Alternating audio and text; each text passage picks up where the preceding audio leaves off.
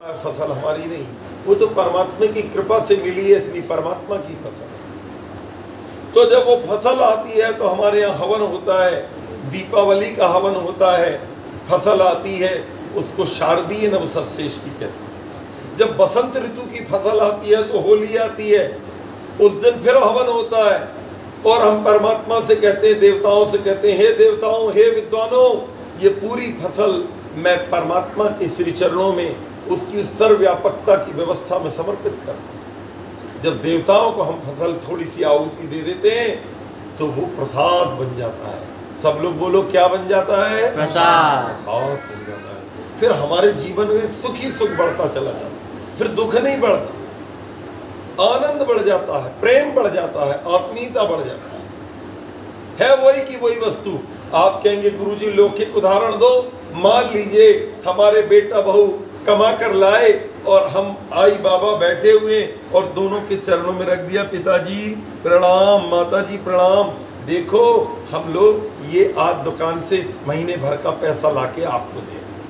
पिताजी को पैसे से कोई लेना देना नहीं, उनको ना आई को लेना देना, लेकिन आपने अगर आई बाबा को लाके दे दिया तो सब जगह फैलेगा। भाई बच्चे तो सबसे पहले पिताजी और आई को लाकर देते, माता जी को लाकर देते। अब माता पिता को कितनी खुशी, अरे मेरे बच्चों ने तो सब मुझे दे दिया, रखना तो कुछ है नहीं, देना आपको, लो बेटा तुम्हारी चीज तुम संभालो। लेकिन जो सम्मान की जो परिस्थिति बनाई गई, वो जो सम्मान का भाव बनाया गया, उसकी कीमत इतनी है कि जो आने वाली पीढ़ी है वो छोटे बच्चे देख रहे हैं, हमारे माता पिता सब कुछ दादाजी के हिसाब से करते हैं, बड़ी दादी जी के हिसाब से करते हैं, नाना नानी को पूछ के कोई भी हम लोग निर्णय लेते हैं, मामा मामी को पूछ कर लेते हैं और ताऊ जी को ताई जी को पूछ के लेते हैं। हमसे जितने बड़े हैं वो जो बोलेंगे वही घर में होगा। तो बच्चों में एक परंपरा तैयार हो, एक ट्रेडिशन तैयार हो और दुनिया के लोगों उस ट्रेडिशन की कीमत बहुत जाए।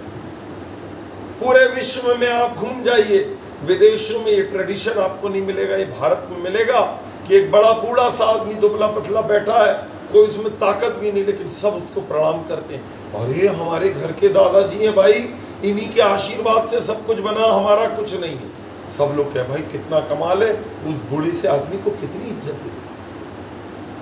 श्रद्धामयी माताओं और भाइयों, वो ओम का झंडा हम लगाते हैं, फिर चारों तरफ चारों वेदियों में जाकर और आहुति देते हैं और बड़ी पवित्र आहुति देते हैं।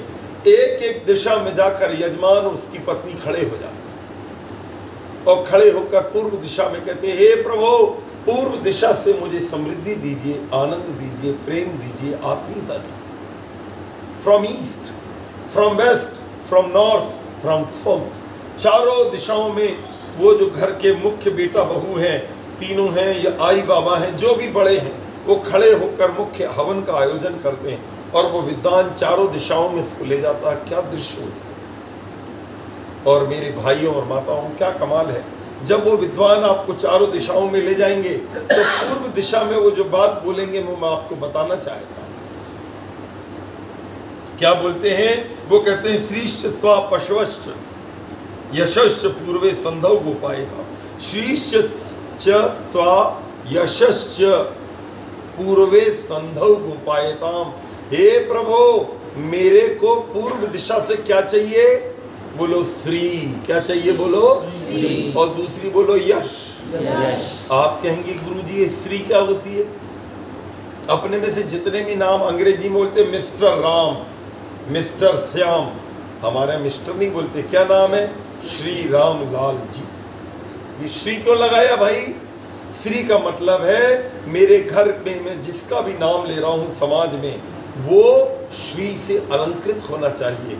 श्री क्या होती है? बोलो जो भी, बोलो जो भी सुख देता है, वो श्री कहलाता है। तो श्री में पैसा भी आ गया, पैसा सुख देता है, पत्नी भी आ गई, पतिदेव भी आ गए, अच्छे बेटा बहू भी आ गए, अच्छा मकान आ गया, अच्छे रिश्तेदार आ गए, अच्छी बुद्धि आ गई, धार्मिकता आ गई, अच्छा हवन का भाव आ गया, अच्छी उपासना आ गई, एक्सरसाइज व्यायाम सब कुछ श्री है। क्यों? जहाँ से हमें हैप्पीनेस आएगी, सुख आएगा, शांति आएगी, दैट्स बिकम श्री। वो हमारे जीवन में श्री का काम है। तो कहने लगे श्री से काम चल जाएगा, कहने लगे नहीं भाई अधूरा रहेगा। बोलो यशश्च, गुडविल साथ में होनी चाहिए। बहुत सारे लोग हैं ऐसे दुनिया में जिनके पास श्री बहुत है लेकिन यश नहीं है। सब कहते हैं अरे बड़ा बेकार आदमी है भैया, बड़ा 2 नंबर का पैसा, बड़ा बदमाश आदमी। श्री तो है लेकिन यश बोलो। लेकिन जब हम नए घर का उद्घाटन करेंगे तो हम जाकर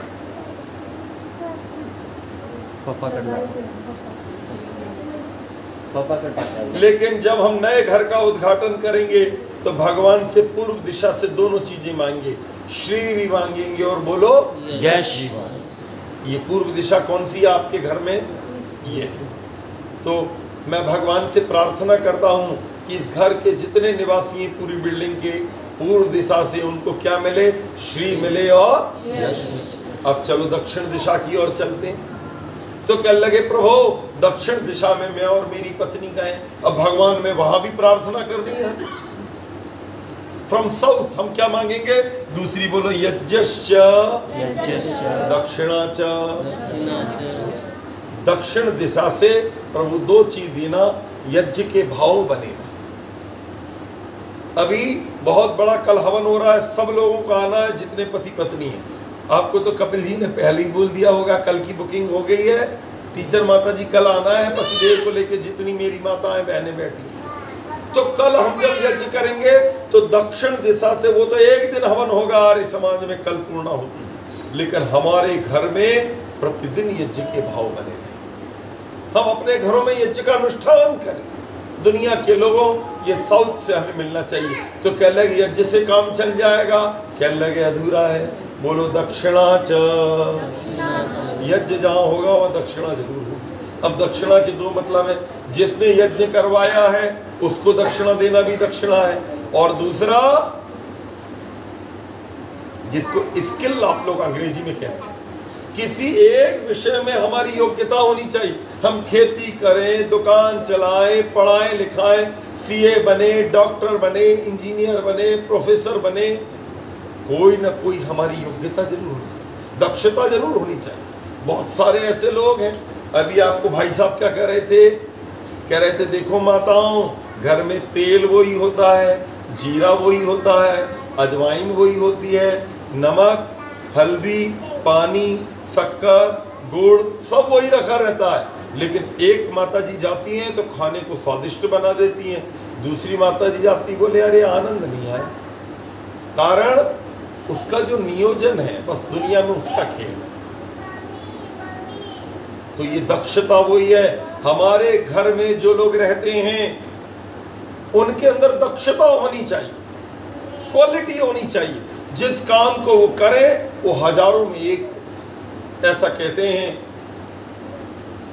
आइंस्टीन छोटे से बच्चे थे और उनकी कोई योग्यता नहीं, तो वो उनकी माताजी बड़ी गरीब थी, बड़ी परेशान थी, पतिदेव थे नहीं, वो बड़ी दिक्कत में उन्होंने आइंस्टीन को लिया और एक वैज्ञानिक के पास ले गया और वहां ले जाकर उन्होंने उनसे बोला, कहने लगे वैज्ञानिक जी मेरी जो ये बच्चा है, मेरी परिस्थिति नहीं, मैं इसको आपके पास छोड़ना चाहती हूँ, इसको आप साइंटिस्ट बना दिए। माता जी कल आना, बच्चे को छोड़ जाओ। उन्होंने बच्चे को छोड़ दिया। बच्चे से उन्होंने कहा पूरी लेबोरेटरी में झाड़ू लगा दो। बच्चे ने झाड़ू उठाई, झाड़ू लगा दी।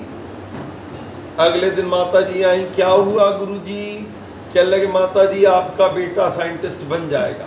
बोले आपको कल क्यों नहीं पता लगा, आज कैसे पता लगा? कहने लगे इसने जो झाड़ू लगाई, जो चीज जहां से उठाई वहीं रख दी, इसका मतलब है इसको झाड़ू लगाना आता है। जो व्यक्ति छोटी सी झाड़ू अच्छे से लगा रहा है वो बड़ा काम भी अच्छे से कर ले। हमारे घरों में भी छोटी छोटी मुनिया होती हैं, जाओ आप थोड़ा सा आटा जो है एक लोई बना कर दिखाओ बेटा। मम्मी मैं नहीं बनाऊंगी, बनाओ। हमारी सब माताएं बोलती हैं हाँ लोई तो बड़ी अच्छी बनाई, चलो अब अगला काम कर। 2-4 दिन निकले, माई ने कहा देखो लोई को आटे में ऐसा करो।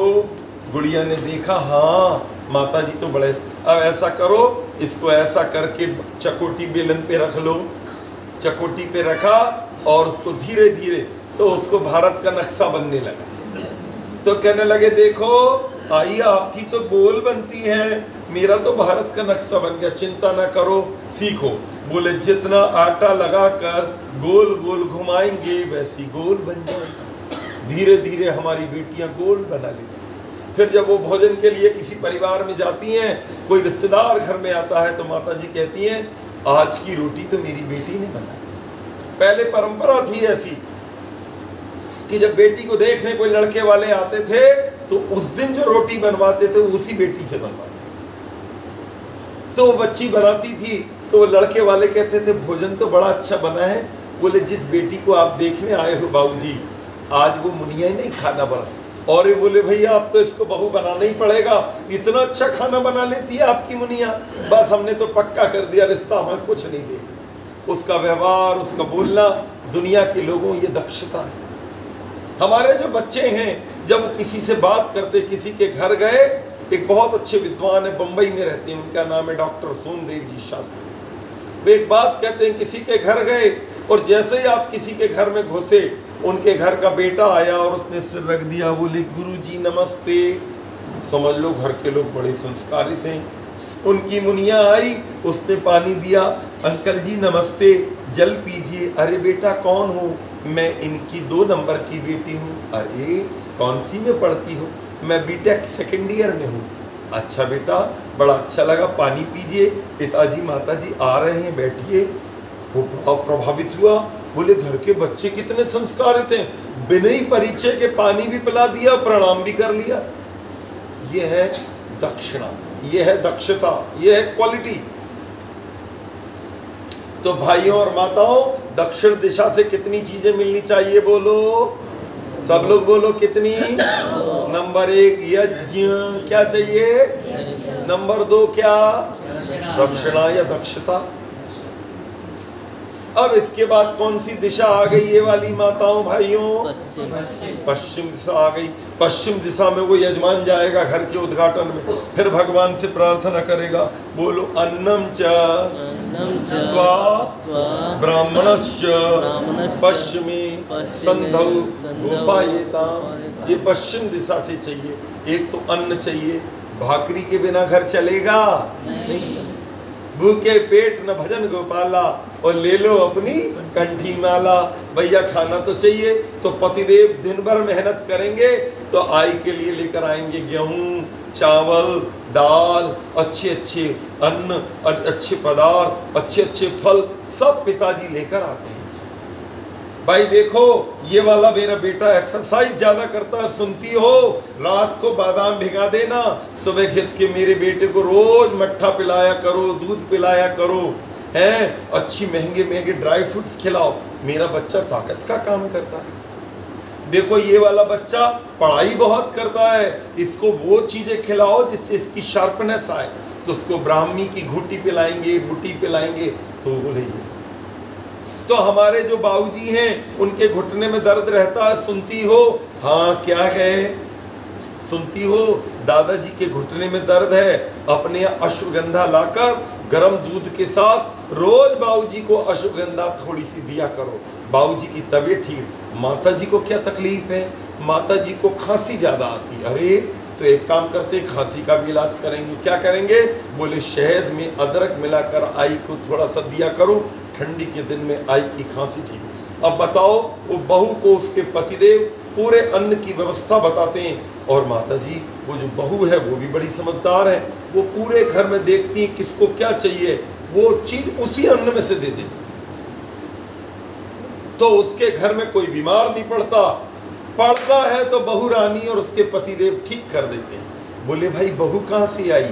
सबको ठीक रखती है, इनके फलाने बेटे बड़े समझदार हैं। हमारे ऋषियों ने कहा हमारे बेटे बहुओं को आयुर्वेद का ज्ञान, ये अन्न का कौन को क्या देना हमें पता होना चाहिए। बोलो दूध, बोलो दूध, खटाई एक साथ, बोलो क्या करना है? नहीं लेना है। लेकिन हम बफे सिस्टम में जाते हैं, किसी के यहाँ तो रखा श्रीखंड और यहाँ रखिए खीर, अब दोनों खाओ पेट बिगड़ जाए। यहाँ रखी है टमाटर की चटनी और यहाँ पर जो है आइसक्रीम भी रखी है। वो खाने वाला इधर टमाटर भी खा जाता, आइसक्रीम भी खा लेता, स्किन प्रॉब्लम्स बढ़ती चली जाती। Don't take together please, don't take curd and milk, don't take together, एक साथ मत कभी लेना, जहर हो जाएगा। खटाई और ये इकट्ठा नहीं लिया जाता। कोई बहुत सारे आइटम, इनका बड़ा ध्यान रखना चाहिए। अमरूद के साथ दूध नहीं पिया जाता। कोई व्यक्ति बहुत दुबला है घर में, तो केले के साथ दही दो, थोड़े दिन में मोटा हो जाएगा। कोई बहुत मोटा है घर में, तो उसको भोजन के बाद गर्म पानी पिलाओ 1 कप 40 दिनों तक, थोड़ा दुबला हो जाए। अब ये बातें हमारी माताओं को पता नहीं है, तो घर में सब डिस्टर्ब रहेंगे। छोटे छोटे सूत्र हैं, सबको पता होना चाहिए। इसलिए लिखा है पश्चिम दिशा से क्या आना चाहिए, अनाज आना चाहिए। ब्राह्मणस्य और विद्वानों की विद्वत्ता, वेद का साहित्य, वेद की पुस्तकें, वेद के विद्वान घर में आना चाहिए पश्चिम दिशा से। तो कितनी दिशाएं हो गई बोलो? और चौथी कौन सी बच गई? उत्तर। उत्तर का तो मतलब है तो उत्तर जो थोड़ा ऊंचा हो, है ना। तो भाई और माताओं, चौथी दिशा से जब आप विद्वान से हवन करवाएंगे नए घर में, तो वो चौथी दिशा में ले जाकर फिर आपसे वो सब चीजें डलवाएंगे और कहेंगे प्रभु उत्तर दिशा से मुझे 2 चीजें देना। बोलो ऊर्क च सुनृता चोत्तरे संधौ उपायता। लो भैया दोनों बोलो उत्तर दिशा से, बोलो उत्तर दिशा से। हे प्रभु मुझे ऊर्जा प्रदान कीजिए, सुनृता उत्तम वाणी प्रदान कीजिए, सत्य वाणी। वाणी में कितनी क्वालिटी होनी चाहिए बोलो? 4। बोलो सत्य बोलना, मधुर बोलना, हितकर बोलना और सार्थक बोलना। कितनी क्वालिटी हो गई? There are 4 qualities in your voice completely. If you like to get from north, आप चाहते हो कि उत्तर से आए, तो आपको जीवन का अपना पूरा सिस्टम ही बदलना हो। तो क्या लगे हम ऊर्जा प्राप्त करेंगे। ऊर्जा भी मुझे बड़ा पसंद है ये शब्द। आपको ऐसे लोग मिलेंगे कि उनकी पत्नी उनको बहुत तकलीफ देती है। ये पतिदेव बड़े नालायक टाइप के होते हैं, बिना मतलब लड़ाई करते, तो मतलब ऊर्जा मिलेगी कि दुख मिलेगा ऐसे आदमी से, ऐसी पत्नी से। वो पी के चला आया, सबको मिटा दूंगा, फलाना कर दूंगा, तेरे घर में चली जा, आग लगा दूं। अरे भैया तूने शादी की इसलिए कि आग लगाने आया? क्या कर रहा है? कैसी मूर्खता। ऐसी माताएं भी कुछ लोग बड़ी खराब होती, बड़ी लड़ाई करवा देती घर में। लेकिन अगर दोनों बहुत अच्छे हैं तो तू धार है नदिया की, मैं तेरा किनारा हूँ, तू मेरा सहारा है, मैं तेरा सहारा हूँ।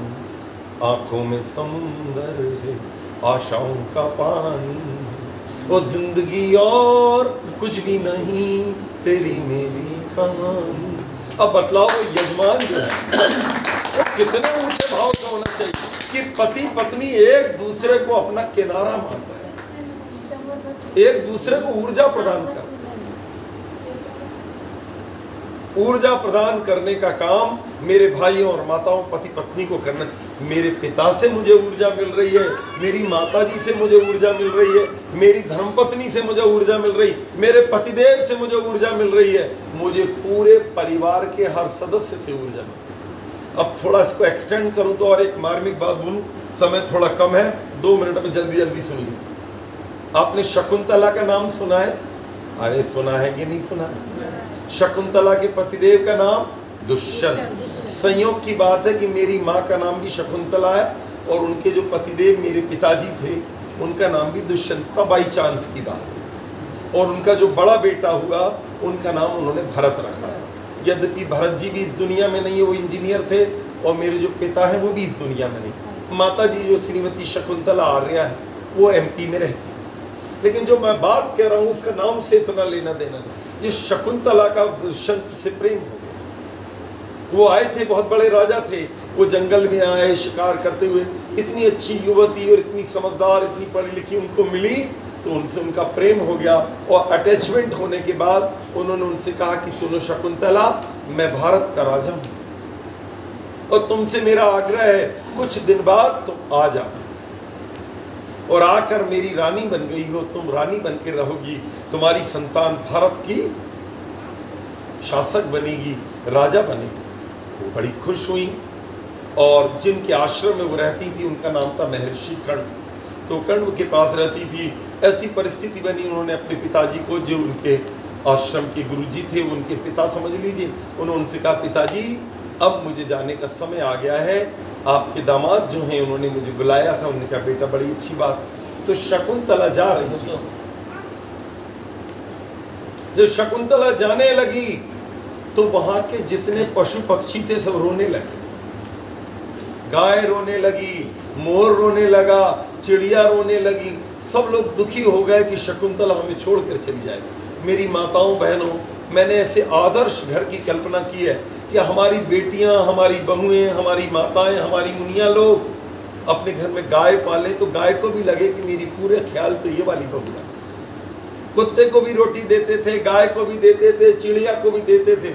अगर वो 2-3 दिनों के लिए मायके जाए तो सब दुखी हो जाए, हम चले जाएंगे तो ख्याल कौन रखेगा। श्री ये दुनिया के लोगों, हमारी माताओं बहनों को कितनी जिम्मेदारी का एहसास है। मेरे देश की बहनों सुन लो, देख रही दुनिया सारी, और तुम पे बड़ी जिम्मेदारी। हर घर को तुम स्वर्ग बनाना, हर आंगन को फुलवारी, तुम पे बड़ी जिम्मेदारी। कितनी जिम्मेदारी, कितनी अकाउंटेबिलिटी तुम्हारे ऊपर, कितनी जिम्मेदारी का एहसास तुम घर की माताओं बहनों को और उनके पतिदेव को होना चाहिए कि जब वो उत्तर दिशा से मांगे तो क्या मांगे। एक तो ऊर्जा मांगे, ऊर्जा देना भी और लेना। हमारे पास कोई बैठे तो उसको ऊर्जा मिल जाए, हम किसी के पास बैठे तो उसको ऊर्जा मिल जाए और उससे हमें मिले, क्योंकि ताली दोनों हाथ से बजती है। पतिदेव अगर आपको ऊर्जा देंगे तो आप उनको ऊर्जा देंगे। ऐसा कभी मत सोचना कि एक हाथ से ताली बजती है, मेरी पत्नी तो बहुत अच्छी, मैं कितनी गधा हो जाऊं, ये नहीं चलेगा। आपको अपनी तरफ से पूरा पॉजिटिव देना पड़ेगा। और आप ये सोचो मेरे पति तो देवता है, मैं कैसे ही उल्टा व्यवहार करूं, ये नहीं चलेगा। ताली दोनों हाथ से बस। ऐसे ही देवरानी जेठानी, ऐसे ही सास और बहू, ऐसे ही ससुर और दामाद, पूरी दुनिया में ऐसा कोई रिश्ता नहीं जो अकेले निभाया जाता। कोई भी हो, ताली दोनों तरफ से बजे। आप प्रेम दोगे तो प्रेम लौट कर आए। आपने बॉल को देखा, बॉल को तेजी से मारो दीवार की ओर, जितनी तेजी से जाएगी उतनी तेजी से, इसको अंग्रेजी में कहते हैं लॉ ऑफ रिवर्स इफेक्ट। दुनिया में जो दिया जाता है वो लौट कर आता है। इसलिए यदि दुनिया में कहीं गंगा बहाना हो प्रेम की, तो प्रेम बांटो, प्रेम लौट कर आ जाए। दुनिया में गाली बांटोगे, गाली लौट कर आ जाए। दुनिया में झगड़ा बांटोगे, झगड़ा लौट के आ जाए। दुनिया में यज्ञ बांटोगे तो यज्ञ लौट कर आ जाए। तुम दुनिया में जो कुछ देते हो, it returns to your home, ये लौट कर तुम्हारे घर में आता है। दुनिया के लोगों, इसलिए सुंदरता, उत्तम वाणी और ऊर्जा हमें उत्तर दिशा से मिलनी चाहिए। ये 4 दिशाओं की व्याख्या की थी। एक और ऑर्नामेंटल बात मुझे कहनी थी, लेकिन समय अनुमति नहीं देता, आगे के सिस्टम बिगड़ जाते हैं। तो इसलिए मैंने आपको ये घर के उद्घाटन में जो बातें बताते हैं विद्वान लोग, उसकी थोड़ी सी झांकी दिखाई कि जब कभी घर बनाओ तो किसी आर्य समाज के विद्वान को बुलाओ, उससे कहना गुरुजी पूरी व्याख्या करो और पूरा हवन करो। जब वो आपको व्याख्या करेगा तो आप कहोगे हे भगवान, हमको तो पता ही नहीं था कि हवन में इतना कुछ छिपा रहता है। खैर कोई बात नहीं, आप लोग अपने घर को, अपने परिवार को इन पूरे पैरामीटर्स की ओर ले चलें, और इस सिस्टम को अपने घर में जब आप लागू करेंगे तो उससे जो रिफ्लेक्शन आएगा, उससे जो प्रकाश प्रस्फुटित होगा, उसका पूरे मोहल्ले में, पूरे संबंधों में, पूरे रिश्तेदारों, सब जगह प्रभाव जाए। समझ गए? तो मैं सोचता हूँ समय को देखते हुए मैं अपनी वाणी को विराम देता हूँ। ओम शांति शांति।